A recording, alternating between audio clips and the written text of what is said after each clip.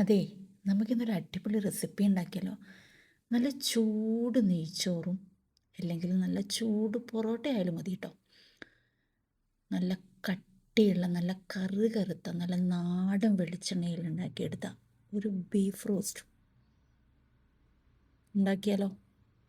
ബാ, ഇത് ഇഷ്ടപ്പെടാത്ത ആരും ഉണ്ടാവില്ല അല്ലേ. അപ്പം നമുക്കതിലേക്ക് നിങ്ങളുടെ കയ്യിൽ ഉരുളിയോ മൺചട്ടിയോ എന്തെങ്കിലും ഉണ്ടെങ്കിൽ അതായിരിക്കും നല്ലത് കേട്ടോ ഈ ഒരു റെസിപ്പി ഉണ്ടാക്കാനായിട്ട്. ഞാനിപ്പോൾ ടൈം ഇല്ലാത്തതുകൊണ്ട് പെട്ടെന്ന് തന്നെ ആവേണ്ടതുകൊണ്ടും നമുക്കിപ്പോൾ കുക്കറിലുണ്ടാക്കാം. കുക്കർ അടുപ്പിൽ വെച്ചിട്ട് നല്ല നാടൻ വെളിച്ചെണ്ണ ഒഴിച്ചു കൊടുക്കുക.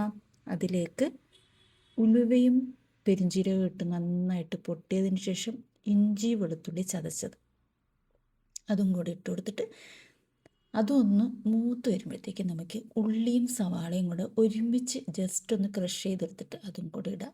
തീരെ ബ്രൗൺ കളർ ആകുമ്പോൾ നമ്മൾ കഴുകി മാറ്റി വെച്ചിരിക്കുന്ന ബീഫ് ഇതിലേക്ക് ഇട്ട് കൊടുക്കാം കേട്ടോ. എന്നിട്ട് നന്നായിട്ടൊന്ന് ഇളക്കി യോജിപ്പിച്ചെടുക്കണം. നമുക്കതിലേക്ക് കുറച്ച് യോജിപ്പിക്കുന്നതിന് മുമ്പ് നമുക്ക് ഇത്തിരി പൊടികൾ ചേർത്ത് കൊടുക്കാം. മല്ലിപ്പൊടി നല്ലതുപോലെ വറുത്ത് മാറ്റി വെച്ച മല്ലിപ്പൊടിയാണ് അത്. പിന്നെ നമ്മുടെ ബാക്കിയുള്ള പൊടികളൊക്കെ മുളക് പൊടി, മഞ്ഞൾപ്പൊടി, ഗരം മസാലപ്പൊടി അങ്ങനത്തെ പൊടികളൊക്കെ ഉണ്ടാവില്ലേ. പിന്നെ ഉപ്പും അതും കൂടെ ചേർത്തിട്ട് നന്നായിട്ടൊന്ന് ഇളക്കി യോജിപ്പിക്കുക. അറിയാതെ പോലും വെള്ളം ഒഴിച്ചേക്കരുത് കേട്ടോ. വെള്ളം ഒഴിക്കാതെ വേണം ഇത് വേവിച്ചെടുക്കാനായിട്ട്. അപ്പോൾ നന്നായിട്ട് വെന്തതിന് ശേഷം ഞാനിപ്പം ഒരു ഇരുമ്പ് ചട്ടിയിലേക്ക് മാറ്റിയിട്ടുണ്ടേ. നന്നായിട്ട് വെന്ത് നല്ല ഇപ്പം തന്നെ കഴിക്കാൻ നല്ല ടേസ്റ്റ് ഉണ്ടേ. അതിലേക്ക് കുറച്ച് കുരുമുളക് പൊടി വിതറി കൊടുക്കുക. ആവശ്യത്തിൽ കൂടുതൽ വേപ്പില ഇട്ട് കൊടുക്കുക. കുറച്ച് വെളിച്ചെണ്ണയും കൂടെ തൂക്കി കൊടുക്കുക. ഒന്നും കൂടെ ഒന്ന് വറ്റി വരട്ടെ കേട്ടോ. അപ്പോൾ നന്നായിട്ടൊന്ന് ഇളക്കി കൊടുത്തതിന് ശേഷം വറ്റി വരുന്നേരെ വെയിറ്റ് ചെയ്യാനുള്ള ക്ഷമ ഒന്ന് നിങ്ങൾ കാണിക്കണേ. അത്രയും ടേസ്റ്റാണ് ഈ ഒരു കറിക്ക്. വീണ്ടും കുറച്ച് മുളക് പൊടി ഇട്ട് കൊടുക്കുക, കുറച്ച് വേപ്പില ഇട്ട് കൊടുക്കുക, കുറച്ച് വെളിച്ചെണ്ണ ഒഴിച്ച് കൊടുക്കുക. വെളിച്ചെണ്ണ തന്നെ ഒഴിക്കണം, ഓയിലൊന്നും ഒഴിച്ചേക്കരുത് കേട്ടോ.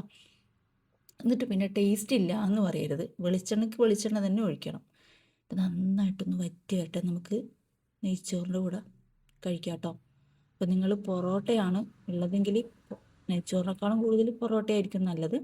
അപ്പോൾ അത് കഴിക്കുക. അപ്പോൾ ട്രൈ ചെയ്ത് നോക്കുക. ഓക്കെ, ട്രൈ ചെയ്ത് നോക്കിയിട്ട് ഫീഡ്ബാക്ക് അറിയാൻ ചാനലൊന്ന് ഫോളോ ചെയ്യുക. Okay, thank you for watching my video. Thank you.